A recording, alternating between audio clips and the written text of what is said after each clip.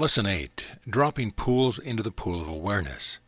As always, I come forth as your equal to abide with you, to walk with you, to communicate with you, from that mind and that heart which we are eternally share as one, that mind which is alone the reality of our shared sonship, our shared existence.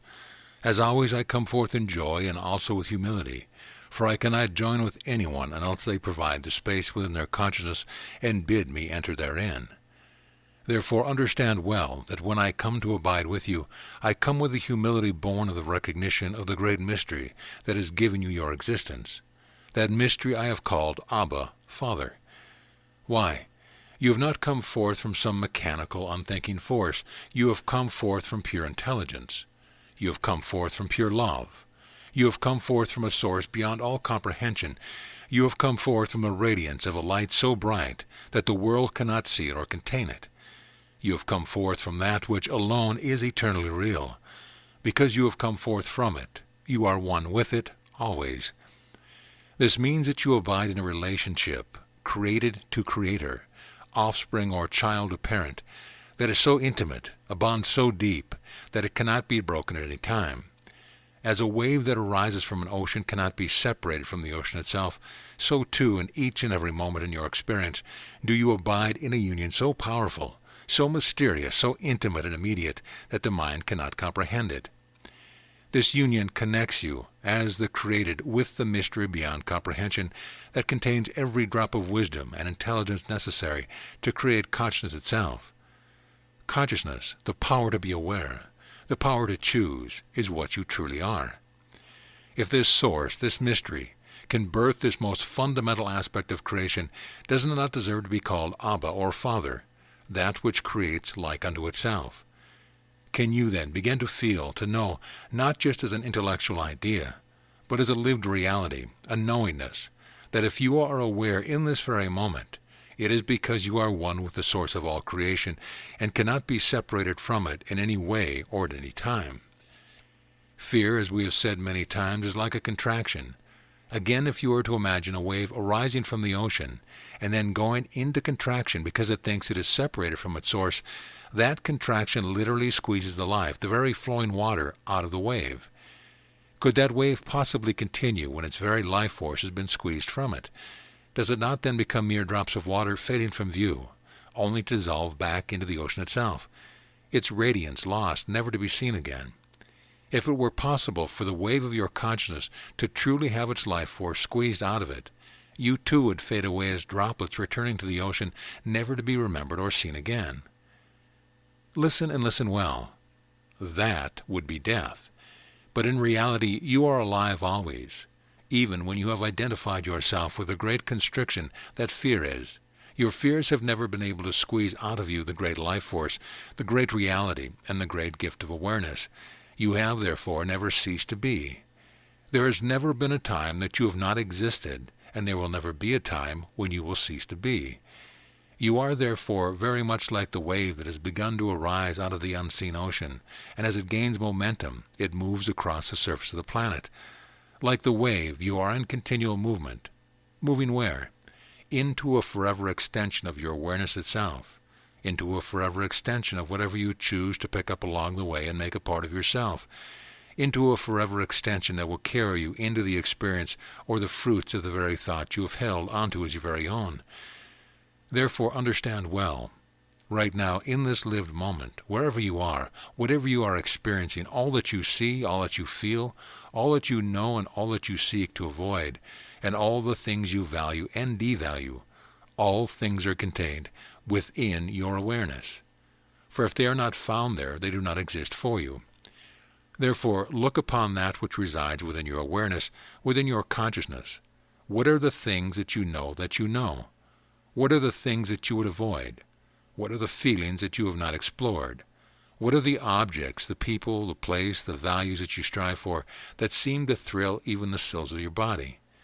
What is the body itself, if not that which arises within your awareness? Look at the planet around you. Look at every object in your room. Look at every thought you choose to think. Look at the perception and idea that you defend so vociferously. Look at the thoughts and feelings of others that make you cringe or wish to withdraw from them.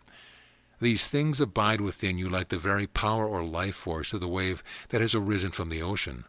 All these things you have picked up along the way, and the way has been very long and varied indeed. If you can imagine never ceasing to exist, it means that you have been as a wave of awareness passing through every time frame, every planetary system, and every dimension of creation.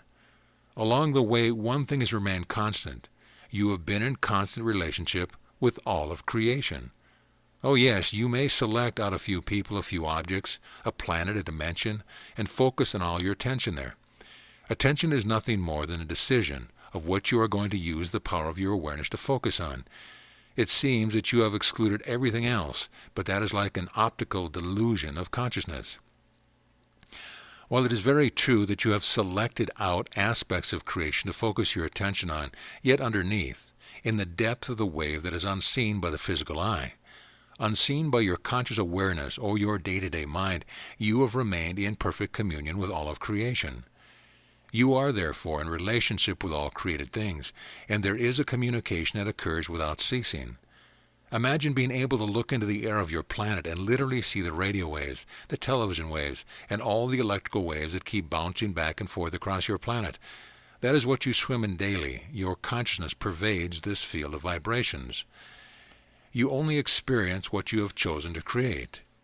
You are the only one who selects out what you are going to be aware of, what you are calling into your lived experience. You select what is going to make an imprint upon you. Imagine then a pool of clear, still water. Into it you drop a solitary pebble. From the pebble there radiate waves. This is what is occurring constantly in the field of your wave of awareness. As you have attracted to yourself certain persons, places, things, objects, and above all, thoughts, beliefs, and perceptions, you have dropped them like little pebbles into the still, clear pool of your vast and eternal awareness. What you experience are the effects or the ripples of these pebbles. They literally join with the other ripples that you have created.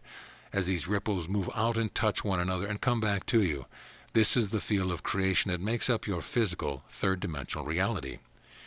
You are therefore never experiencing anything except what you have chosen to create through your selection of the pebbles that you have dropped into the field of your awareness. You literally never experience a solitary thing. You do not experience objects. What you experience is the effect of a thought or a belief in objects. You never experience another person, for they also are made up of a whole web of vibrations. You could say that each person, each object, is really a field of relationships, unique and seemingly different from you, but a web of relationships nonetheless. For what child can be separated from their parents, from their cultural background, from the unique experience that they have had as they have interacted with the webs of relationships that have been around them since the moment of their conception? What kitten can be separated and singled out from the matrix of its mother and father? What leaf on a tree is separate from the temperature of the air, the quality of water and nutrients that come in it from the very soil of the earth? Everything is a web of relationship. All webs are in relationship with all other webs, and they become grander and grander and grander ad infinitum. You are a web of relationships out of which you have selected certain pebbles, whether they be thoughts or perceptions or experiences, and you have dropped them into the still clear pool of your awareness in order to create even more ripples. Then you have chosen which ones will have the greatest value for you. These you lock into your being, and they become your emotional field. The emotional field is the first level of crystallization of the body. From the emotional field, a further crystallization creates the appearance of a physical form. It is that which you push around the planet in your very temporary, third-dimensional form of attention, while all around you, and just beneath the level of your conscious daily awareness, you remain in communication with all webs of relationship throughout all dimensions of creation. It is for this reason that an inspiring thought can come suddenly to you and penetrate your daily awareness, and you wonder, where did that thought come from? Or suddenly a picture appears in your mind. It could be of anything. A man and a woman making love, a man and a man making love, a child playing in a park, a dolphin, or a picture of conflict or war. Where did it come from? Because you live in perfect communion, and you are like a grand field of energy in which all webs of relationships are reverberating constantly, you actually have access to the complete entirety of creation. And this entirety of creation is not limited to what is occurring now. As you understand time, you have available to yourself everything which you would call the past and the future. These things are available to you at all times. There is not one of you who has not experienced this for yourself. Perhaps you suddenly thought of a friend, and then the telephone rang, and you knew it was that friend. It makes no sense in your causal, third-dimensional plane. But because underneath, even though your conscious mind was busy making breakfast and wondering about which stocks to buy and sell, or which perfume to put on your body, you remain in perfect communion. It is why, when there is a deep resonance between friends separated by thousands of miles, all of a sudden you know they need you to call them. You feel a sense of concern. Maybe they just stubbed their toe, but you pick up the vibration. You all live this. You all know this. There is no secret about it. Why I would seek then to attract your attention to this one of the pebbles that has been dropped into the field of your awareness, which is generally true for virtually everyone involved in the third-dimensional experience called physicality. Imagine a sentence being dropped from a vast height, picking up speed until it strikes the still pool of your awareness and sends a ripple out, creating a vibration through you. The sentence is simply, "It is not possible for me to have the complete mastery over which pebbles are dropped into my awareness, for I am at the mercy of the vibrational field set up by the ripples of all the thoughts and webs of relationship in which I swim constantly." That perception is absolutely true, as long as you choose to believe it. That perception or belief is absolutely laughable and powerless as soon as you choose to acknowledge that this is so. What is the point of that? It is simply this. If you would choose to awaken wholly, if you would choose not just to be a wave that has mysteriously arisen from the ocean, if you would choose to be more than just another soul that has arisen from the mind of God and is somehow crashing about through all the universe, it is absolutely necessary to own, as your own, the pebble that drops into the still, clear pool of your awareness with the thought, "I am the one who chooses the effects I experience. I alone interpret all neutral relationships or experiences. I alone place the value upon objects, things, thoughts, and belief systems. I alone am the literal creator of my moment-to-moment experience." This, as you can see, changes everything. Never again can you allow yourself to feel as though you are merely a victim of unconscious forces. Never again can you look out beyond yourself and find fault with another. Never again can the energy of blame be projected from you to be dumped upon another. Never again can the energy of judgment hold sway in your holy mind. This thought, this one singular pebble dropped into the still pool of your awareness, is absolutely essential if you would decide to awaken wholly, and that is what this lesson is all about. You are not a victim of the world you see. Though you would hear the word, that which carries the vibration of truth many times, it can be denied as many times as it is heard. You can choose to allow it to settle deep into the pool of awareness so that it affects every drop of water that makes up the wave that you are. You can hold on to the hope that you are still a victim of the world that you see, that events hold some value in themselves that do not come from what you place upon them. And as long as you choose to deny the world, you cannot be set free. For the mind that chooses, in even a small part, to perceive itself as a victim of its world of experience remains powerless. It remains in a state that generates frustration, weakness, fear, self-doubt, unworthiness, suffering, pain, emotional pain of aloneness or separation from others and lack of fulfillment. Ultimately, it generates the echo of the belief that you have been squeezed so tightly by fear that you are literally separated from the ocean of the mind of God. Awareness is all that you have and all that you are. Out of your use of it comes all that you choose to experience, and out of that comes your decision of how you will experience what you have called to yourself.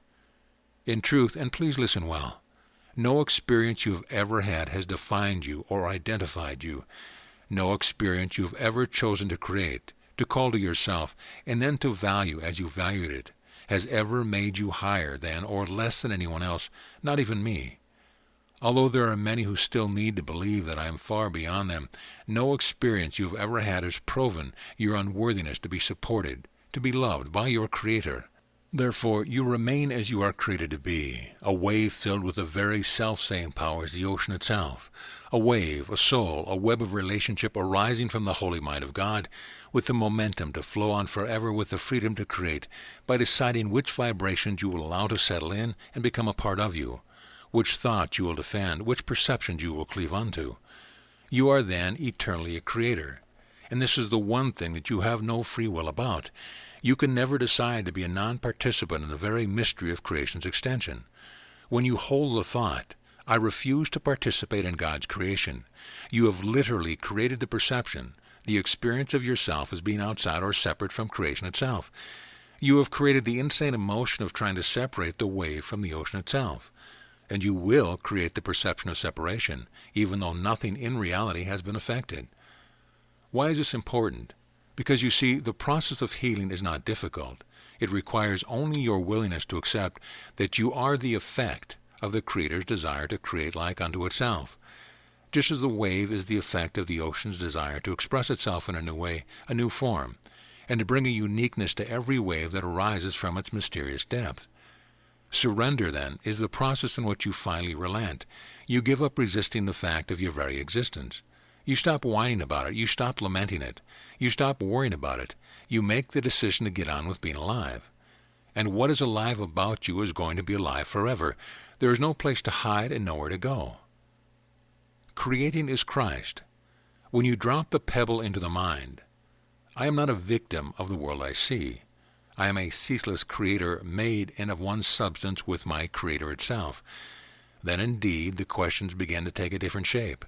You begin to use the power of your awareness to deliberately and selectively choose which vibrations, which webs of relationships you are going to pull into your field of awareness, which ones you are going to resonate with, and which ones you are going to let dissolve from your mind, from your awareness.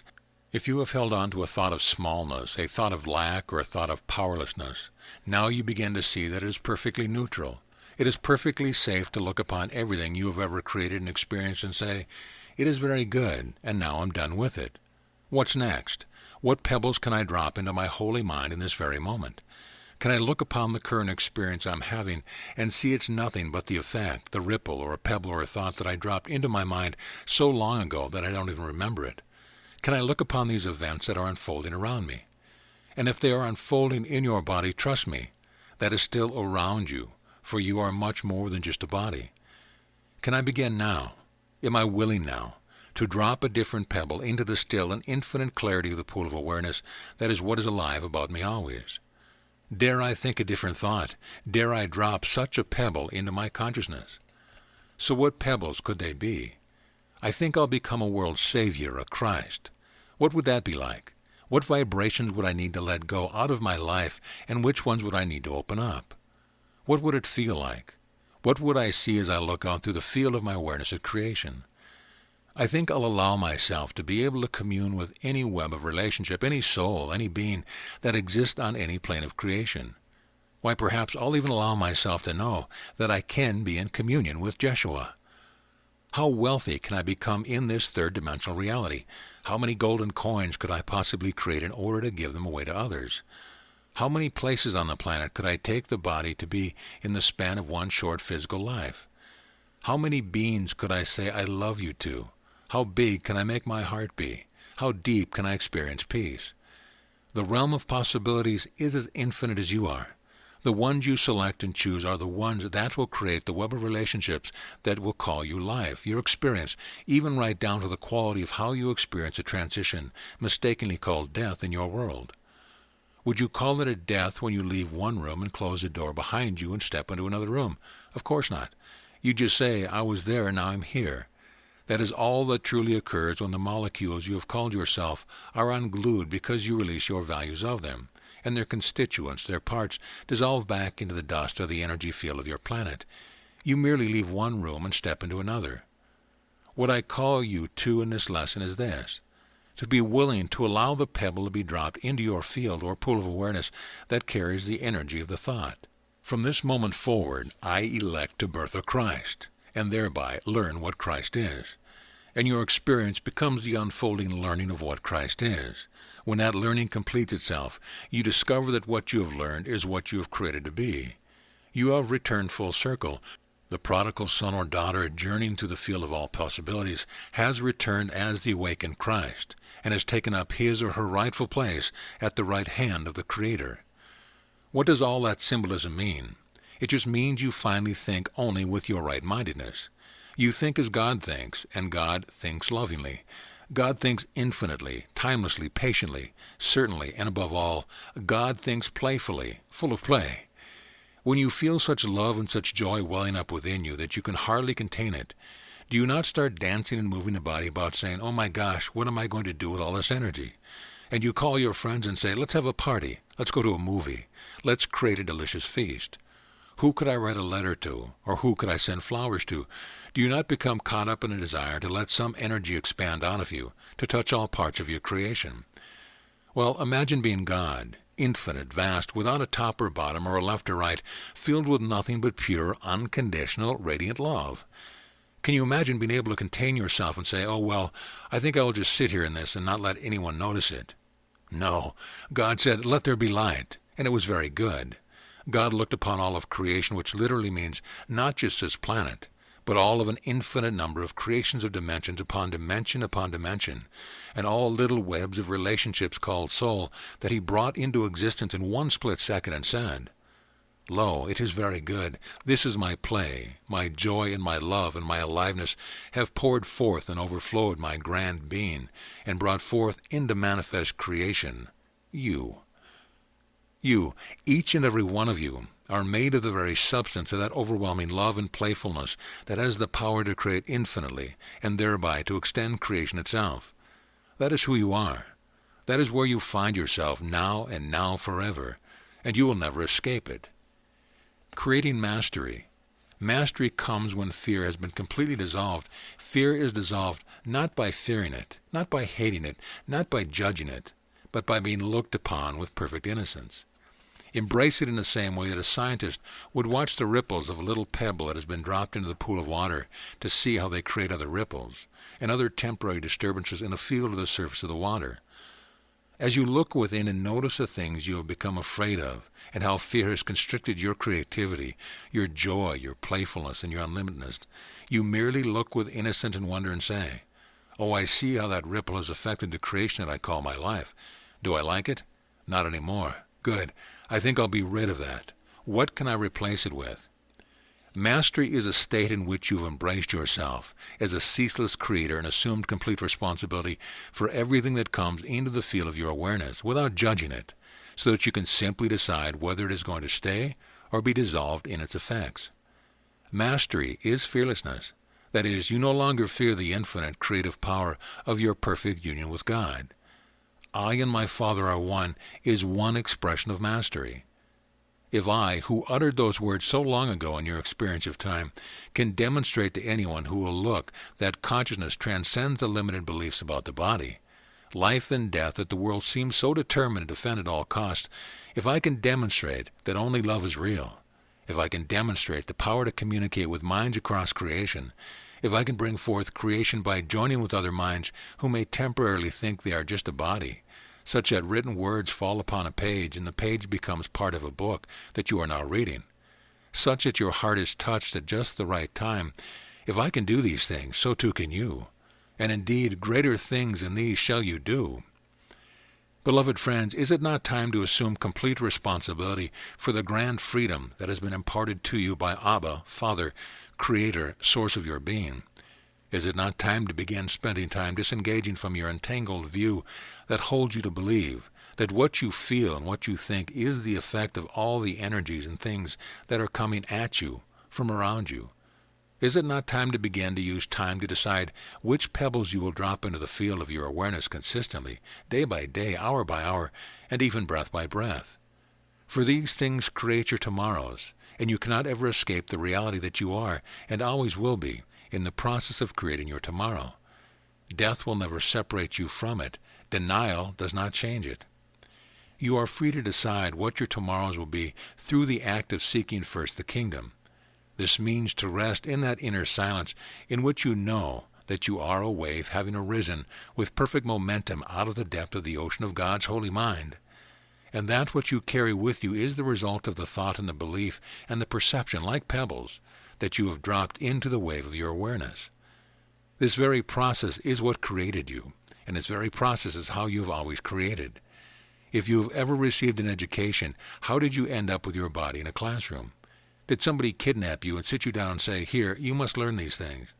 No, you first held a thought, a picture, and you placed a value upon it, and you attracted the means that carried you into the lived experience of receiving the education that you had decided upon. What relationship have you ever entered out of lack of awareness? None. You dropped the pebble into the mind and said, I want relationship with another being, another body, another place upon the physical planet. You have always been doing it, and you have always experienced the fruit or the effect of the quality of vibration of the pebble that has created the ripples that have become your experience. In reality, your experience, that is your awareness, what is true about you, is no different than what is true about me. The only difference has been that I learned to train myself hour by hour to drop only unlimited pebbles that send out vibrations of unconditional acceptance and love, forgiveness, unconditional and unbridled vision and revelation, while you have selected to do that only a few times. Then you rush back and pick up the pebbles of unworthiness or limitation, lack, fear, smallness, and you drop 10 or 12 quick ones in. Then you go back to the other cupboard and say, here's the pebble that said, I and my Father are one. Oh, had enough of that, and back you go again. While I stay on this side of the fence saying, I and my Father are one.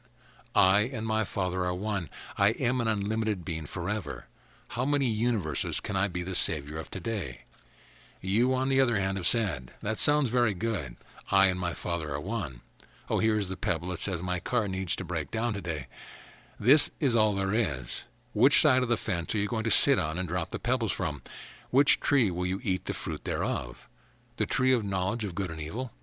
Use that symbolism well, for when you drop the pebble in the pond, it is like saying, well, I think I will take a bite of this piece of fruit. Oh, but it's so sweet, it's so good and so perfect. I'd better have a bite of a rotten one, too, to balance it out. The tree of good and evil, positive and negative, unlimitedness, limitation, forgiveness, judgment, love, fear, is like holding a beautiful flower and seeing the petals and saying, oh, it's so beautiful I can't quite take it, so I think I'll prick my finger on the thorn and bring myself back down. No one ever told you, and your Creator never insisted, that you eat of the tree of good and evil. For all good fruit has been given you freely, and you are always free to choose which fruit you will eat thereof.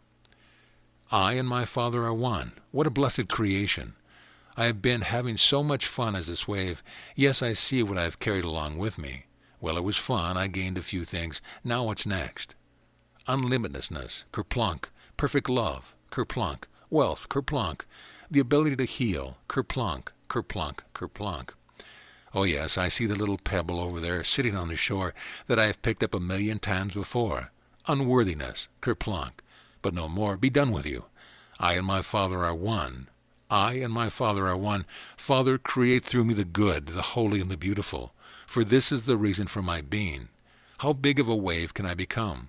How powerful can I become? How radiant can I become?